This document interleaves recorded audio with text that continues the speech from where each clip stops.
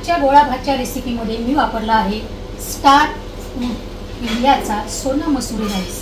हा तांदूळ रोजच्या वापरासाठी खूपच छान आहे। तुम्ही या तांदळापासून साधा भात, वरण भात, खिचडी, मसाले भात असे वेगवेगळे पदार्थ करू शकता। तांदूळ खूप छान आहे, तो फुगून चांगला दुप्पट होतो, पांढरा शुभ्र आहे आणि विशेष म्हणजे रोजच्या वापरासाठी हा तांदूळ तुम्ही एकदा अवश्य वापरून पहा। हा गोळा राईस बनवण्यासाठी इथे मी स्टार फूड इंडियाचा सोना मसुरी राईस घेतलेला आहे। बॅग ओपन केल्याबरोबरच आपल्याला दिसतं की हा तांदूळ खूप छान स्वच्छ आणि पांढरा शुभ्र असा आहे। या तांदळाला निवडण्याची काही आवश्यकता नाही।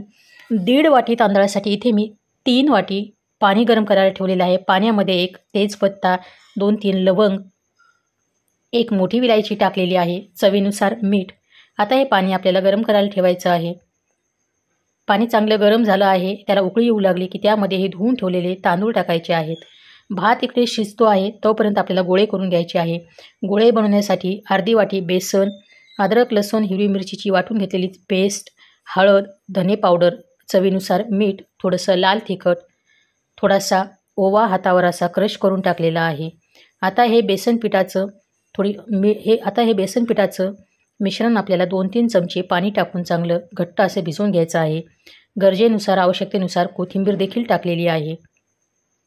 बेसन पिठाचं मिश्रण असं छान घट्ट बनवून तयार आहे। आता ह्या बेसन पिठाच्या मिश्रणाचे पाहिजे त्या आकाराचे गोळे तयार करायचे आहेत।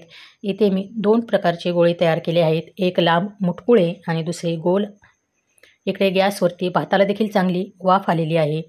हा गोळा राईस बनवण्यासाठी आपल्याला इथे भात पूर्ण शिजवून घ्यायचा नाही, तो फक्त 80% कुक होऊ द्यायचा आहे आणि त्यानंतर हे गोळे त्या भातामध्ये वाफवण्यासाठी ठेवायचे आहेत। इथे भात चांगला 80% कुक झालेला आहे। आता ह्याचे खडे मसाले काढून घेत आहे।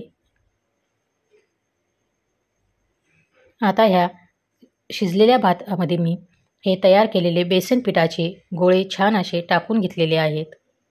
बेसन पिठाचे गोळे टाकल्यानंतर हा भात हलवू नका, ह्याला झाकण टाकून छान एक वाफ येऊ द्यायची आहे। वरतून थोडीशी कोथिंबीर टाकली आहे आणि 3 ते 4 मिनिट वाफ येऊ द्यायची आहे। 3 ते 4 मिनिटांनंतर वाफ आली व हा अळणी गोळा भात खाण्यासाठी एकदम तयार आहे। हा अळणी गोळा भात तुम्ही चिकनच्या रस्स्यासोबत खाऊ शकता, कढीसोबत खाऊ शकता, तांबड्या पांढऱ्या रस्स्यासोबत देखील खाऊ शकता।